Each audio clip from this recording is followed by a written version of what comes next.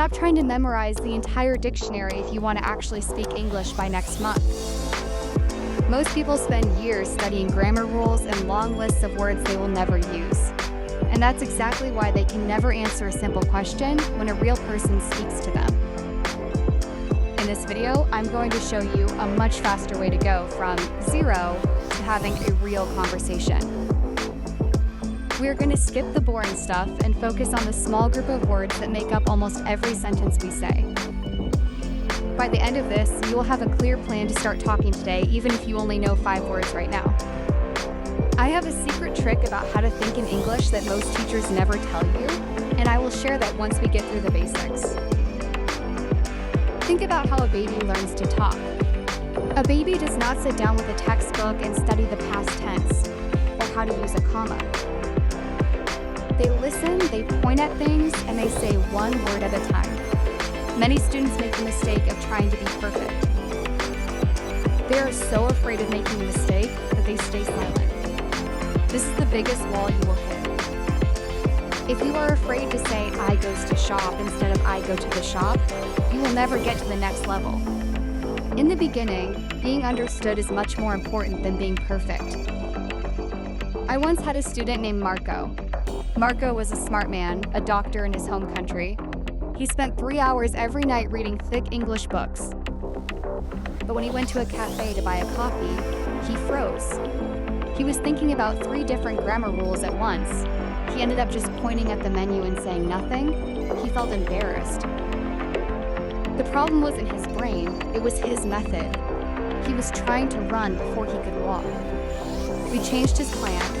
We stopped the books and started with what I call survival blocks. Instead of learning single words, you need to learn short phrases that you can use in many situations. I call these survival blocks. If you learn the word water, you can say water, but if you learn the block I would like, you can now ask for 1,000 different things.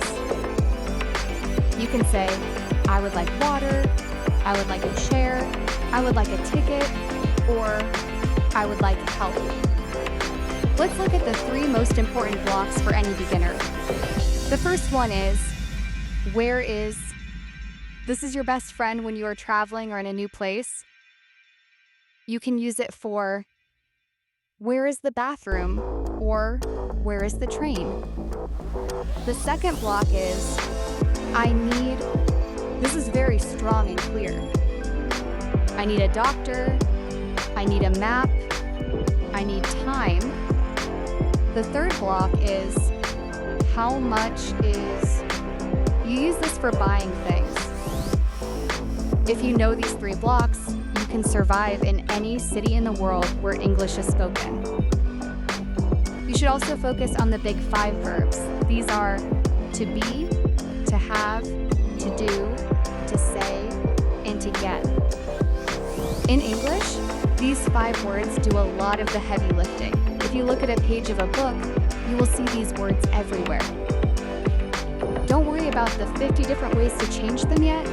Just learn the simple present version.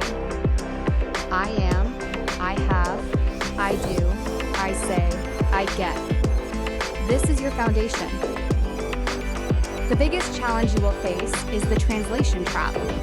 This is when you hear an English word, translate it into your own language in your head, think of an answer in your language, and then try to translate that back into English.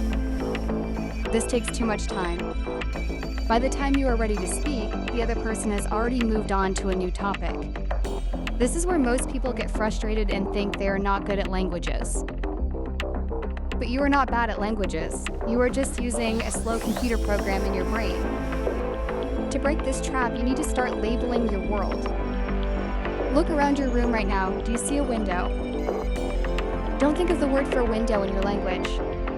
Look at the glass and say, window. Do this with your phone, your shoes, and your bed. When you see your shoes, don't think zapatos or chalshers, think shoes. You are building a direct bridge from the object to the English word, cutting out the middleman of your first language. You don't need to move to London or New York to learn English. You can turn your own house into an English zone. One of the best ways to do this is by changing the language on your phone. You already know where all the buttons are, you know where the settings are, and where the camera is. By saying these words in English 50 times a day, your brain starts to accept them as normal. Another great trick is to watch shows made for children. I know it sounds funny, but shows like Peppa Pig are perfect for beginners. They speak slowly, they use very simple words, and they repeat things many times. They also point at what they are talking about. If Peppa says, "This is a red ball," she's holding a red ball. This is exactly how your brain wants to learn. Don't start with movies like Star Wars or the news. Those are too fast and use too many big words. If you can't understand 70% of what you're hearing, you aren't learning, you are just getting a headache. Find something easy enough that you can follow the story even if you don't know every word. The secret moment when everything changes is when you realize that English is a tool, not a school subject. It is like a hammer. You don't study a hammer, you use it to build a house. Start using your English to do things you already like. If you like cooking, find a very simple recipe in English. If you like football, check the scores on an English website. Remember, it is better to study for 10 minutes every single day than to study for 5 hours once a week. Your brain needs constant, small doses of the language to keep it fresh. Think of it like watering a plant. If you give a plant 10 gallons of water once a month, it will die. If you give it a little bit every day, it will grow tall and strong. You are doing better than you think you are. The fact that you're watching this and trying to improve already puts you ahead of most people. Don't let the fear of being wrong stop you from being heard.